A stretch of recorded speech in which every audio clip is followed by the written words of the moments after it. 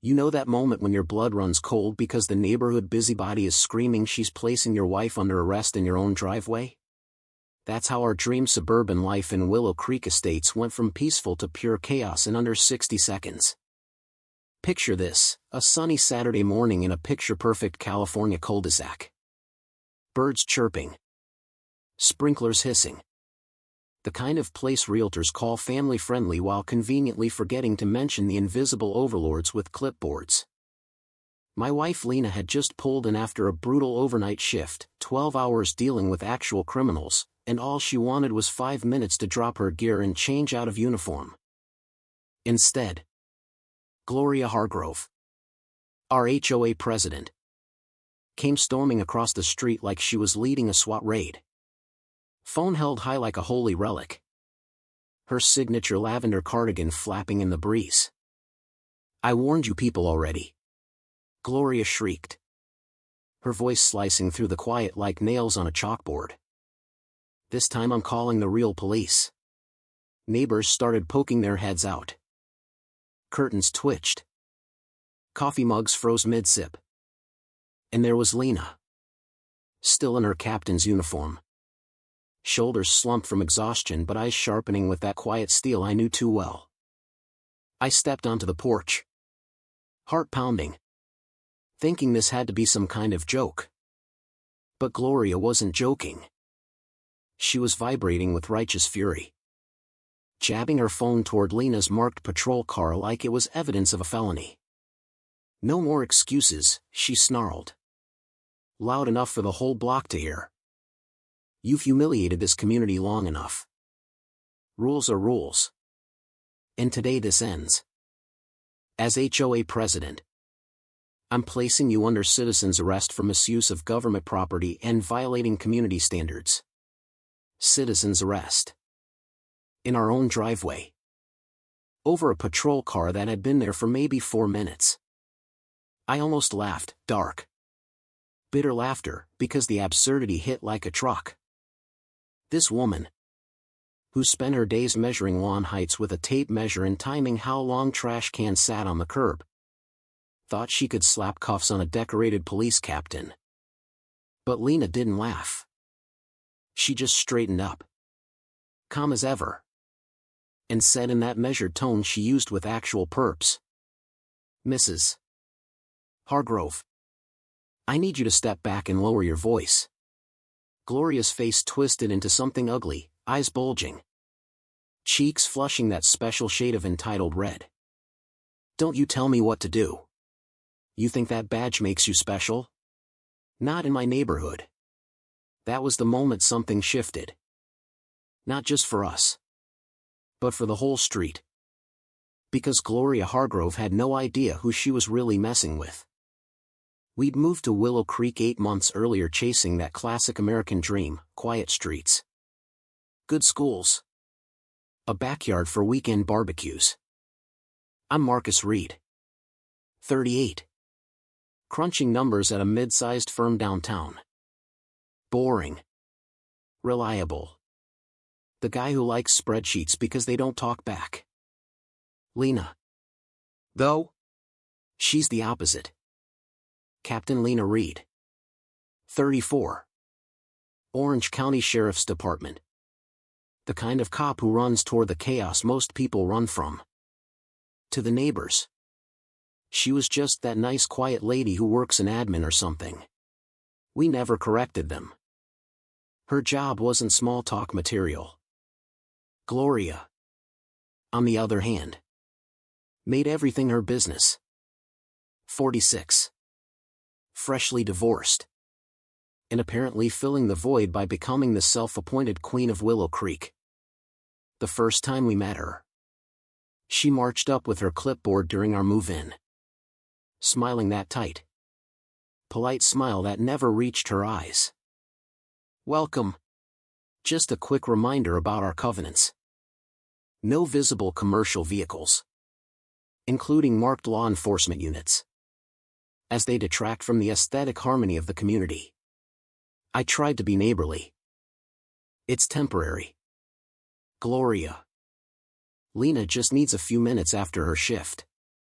Her smile didn't waver. No exceptions. Mr. Reed. Rules protect property values. We all sacrifice a little for the greater good. Sacrifice. That's how it started. The first real blow-up happened a few weeks later. Lena pulled in at dawn after a nasty domestic call. Still in uniform. Patrol car idling in our driveway while she grabbed her bag. Gloria appeared like a ghost, clipboard in one hand. Phone in the other, pounding on our door before Lena even killed the engine. Mr. Reed, she barked when I opened up. Her voice dripping fake concern. This is the second documented violation of Section 4.3. Commercial vehicles are strictly prohibited. I've already issued the notice. I rubbed my eyes. Still half asleep. Gloria. It's her patrol car. She's a police captain. She just got home. Give her 10 minutes. Gloria's curls bounced as she shook her head. 10 minutes is 10 minutes too long. The rules don't bend for convenience, or for badges. Perhaps your wife should consider parking at the station if her important job makes following simple guidelines so difficult. She thrust the $75 fine notice at me like it was a court summons. Red ink. Bold letters. The kind of thing that makes you want to laugh and scream at the same time. Lena appeared behind me. Voice steady but tired. Mrs. Hargrove. I appreciate the community's standards. But this vehicle is required for my duty. County policy allows it. Gloria tilted her head. All saccharine sympathy. Oh. Honey. We don't play favorites here. Special privileges lead to chaos. Next time it'll be $200. She clicked away in her sensible heels, leaving us staring at each other. Lena sighed. Let it go. Marcus. She's just enthusiastic. But Gloria wasn't enthusiastic. She was obsessed. It escalated fast after that.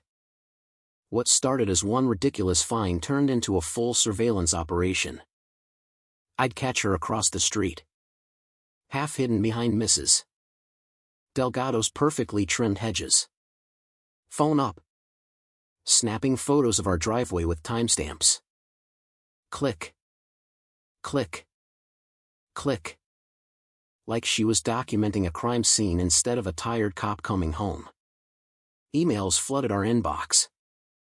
Violation logged at 6:47 a.m., vehicle present for 18 minutes. Attached, 6 angles. All professionally cropped. Day after day. She even started wearing a little stopwatch necklace. Like some deranged Olympic timer. Muttering to herself while crouching behind mailboxes. The HOA meeting was where the mask really slipped. Gloria had set up an easel with printed photos blown up like evidence boards. She stood at the front in her lavender cardigan, laser pointer in hand, addressing the folding chairs full of neighbors. Before we move on, she announced, voice booming with moral superiority, I must present the ongoing threat to our community's standards. The Reed family continues to flaunt Section 4.3. She clicked through the slides. Tuesday, 17 minutes. Thursday, 22 minutes. This Saturday, shocking, 26 minutes. The room murmured. A few people shifted uncomfortably.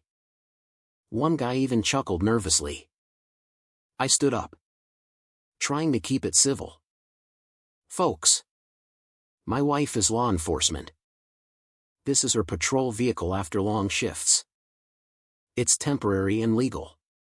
Gloria cut me off. Eyes gleaming. The law doesn't play favorites. Mr. Reed. If your wife believes her badge exempts her from our rules, perhaps Willow Creek isn't the right fit for you. The word badge came out like a slur. I heard whispers. Snickers. The kind that spread like poison. That's when the rumors started. By the next week, neighbors avoided eye contact at the mailboxes. Mrs. Delgado crossed the street when she saw us. At the community pool, conversations died when Lena walked by. Gloria had been busy, whispering that Lena was abusing her position, getting out of tickets. Maybe even running some side hustle with protection money. The lies were so stupid they were almost funny. Except they weren't. They were working. One evening, our neighbor Mr. Patel knocked. Looking embarrassed. "Marcus, people are saying things about your wife. That she's corrupt or something. I don't believe it." But I forced a smile. "It's all nonsense. Raj. Gloria's on a power trip." But inside, I was boiling. Lena came home that night rubbing her temples. Even the rookies at the station heard about the HOA complaint. My captain had to ask me about it. In front of everyone. The harassment went nuclear after that. Gloria installed a shiny new security camera on her property. Angled straight at our driveway and front windows. For community safety, she cooed when I confronted her. Watering her already perfect roses. If certain residents can't follow simple rules, we need documentation. She smiled sweetly and snapped a photo of me standing there. Furious. The message was clear: you're being watched. Then came the stalking. One morning, Lena pulled out for an early shift. Gloria's sedan fired up immediately and followed her down the street. I watched from the window. Disbelief turning to cold rage. This wasn't enforcement anymore. This was personal destruction. Lena slammed the door that night. Eyes blazing. This ends now. She's not just a Karen, she's a predator. That's when we stopped playing defense. Lena started digging. Quietly. Methodically. The way only a seasoned investigator can. She pulled HOA bylaws. Meeting minutes. Financial records. What she found was gold. "Look at this," she said one night. Spreading papers across our kitchen table. "Gloria unilaterally changed the covenant 6 months ago, no member vote. Which violates California law. She needs 60% approval for amendments like the no official vehicles rule." I whistled. "So all those fines? Based on illegal rules. And that's not all." Lena flipped pages. "Every fine gets deposited into a personal account. Not the community fund. Over $18,000 in 8 months. Plus kickbacks from the landscaping and maintenance contractors she keeps hiring, no bids. Inflated invoices. Money flowing right back to her." She leaned back. That predatory smile creeping in. "Fraud. Embezzlement. Tax evasion. Abuse of power. She's been running Willow Creek like her own little ATM. While Lena built the case. I talked to neighbors. Casually at first. The floodgates opened. Mrs. Delgado admitted Gloria fined her $400 when her elderly mother's car sat in the driveway overnight during a visit. The Patels got hit for excessive holiday lights. Mr. Patel's brother-in-law, a contractor, confirmed the kickback scheme. We compiled everything: statements, bank records, emails, the illegal bylaw changes, into a binder thick enough to qualify as a weapon. The final Saturday showdown in the driveway was the spark. Gloria came charging again. Phone recording. Screaming about citizens' arrest. Neighbors poured out. Phones came out. The whole street watched as Gloria lost it completely. "You think you're above the law because you wear that uniform?" she shrieked. Face purple. Spit flying. I'm calling the sheriff's department right now. Lena stood there. Calm. Exhausted. But radiating authority. Mrs. Hargrove. Threatening to arrest a sworn police captain is a crime. You might want to think very carefully about your next words. The crowd went dead silent. Then the murmurs started. Gloria's confidence cracked for the first time. Her phone hand trembled. That night. Lena looked at me across the table. Time to drop the hammer. In front of everyone. The November HOA meeting was packed. People who never showed up were there. Gloria strutted in. Lavender cardigan pressed. Clipboard ready. Smug as ever. She opened with her usual takedown of the Reed problem. I stood up. Binder in hand. Actually. Gloria. Before you continue. The community deserves to hear some details. She smirked. 2 minutes. Mr. Reed. I didn't need 2 minutes. Lena stood beside me. Calm and commanding. She flipped open her badge wallet. The gold caught the light. Gasps rippled through the room. My name is Captain Lena Reed. Orange County Sheriff's Department, she said. Voice carrying quiet power. For the past 3 weeks.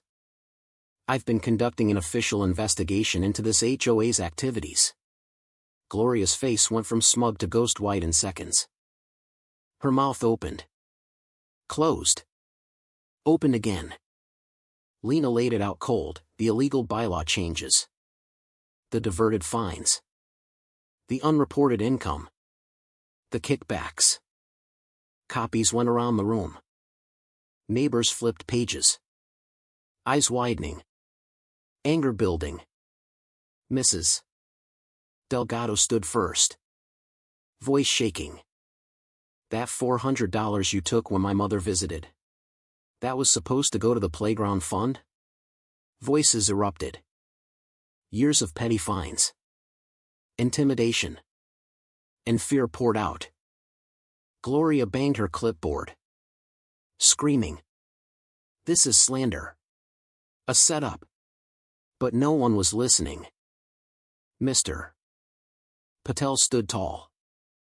You stole from us. Gloria. From all of us. Lena's voice cut through the chaos. Effective immediately. Gloria Hargrove is suspended as HOA president. Evidence is being turned over to the prosecutor. Charges include fraud, embezzlement, and tax evasion. The room exploded in applause. Gloria's lavender cardigan suddenly looked ridiculous as she stood there. Papers spilling from her folder. Face a mask of panic and rage. She tried one last desperate scream, "You'll regret this. This community needs me." But the words fell flat. She fled the room to jeers and stares. No one followed. Her reign was over. Within weeks. Gloria was gone, packed up her lavender wardrobe and slunk to another town. The prosecutor filed charges. She took a plea, restitution. Probation. Lifetime ban from any HOA board in California.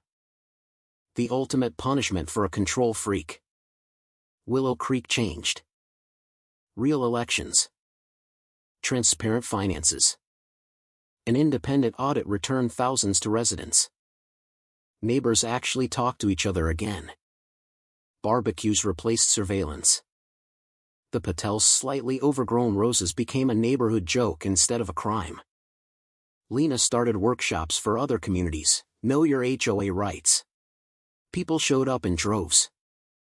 Stories poured in about their own Glorias. State lawmakers even took notice. Some evenings, I sit on the porch watching kids ride bikes freely again. Lena sips coffee beside me. Looking like the quiet neighbor everyone once assumed she was. But I know better. She doesn't just wear the badge. She is the line between order and tyranny. And Gloria Hargrove? She learned the hardest way possible that the real rules, the ones that actually matter, apply to everyone. Even self-appointed queens in lavender cardigans. So tell me in the comments, was Gloria just a passionate community leader defending property values? Or a textbook power-tripping Karen who finally got what she deserved? Was parking a patrol car for 5 minutes really the crime of the century? Or did the real abuse of power come from the woman hiding behind rules or rules? Who's the actual villain here? Drop your thoughts. I read every single one.